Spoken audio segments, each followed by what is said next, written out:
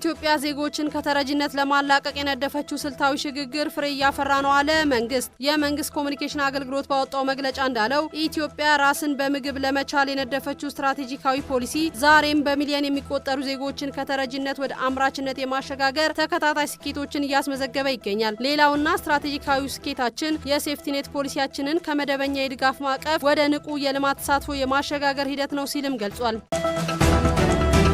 ጠቅላይ ሚኒስትር ዶክተር አብይ አህመድ የአፍሪካን የልማት አጀንዳዎች በማሳለጥ ረገድ እያሳዩት ያለው የአመራር ብቃት የሚደነቅ ነው አሉ የተባበሩት መንግስታት የአፍሪካ ኢኮኖሚ ኮሚሽን ዋና ጸሐፊ ክላቨር ጋቴቴ። ዋና ጸሐፊው ኢትዮጵያ በአየር ንብረት ዲፕሎማሲ የሰራችውን ስራ አድንቀው የዓለም አቀፉን የአየር ንብረት ጉባኤ እንድታስተናግድ መመረጧ ትልቅ አህጉራዊ ኃላፊነት ነው ብለዋል። ኢትዮጵያ የአየር ንብረት ተግባራትን ቀዳሚ ትኩረት ከሚሰጣቸው የልማት አጀንዳዎች ጋር በማጣጣም ያላትን ስኬታማ ተሞክሮ ለዚህ ታሪካዊ ሚና ብቁ እንዳደረጋት አስረድተዋል።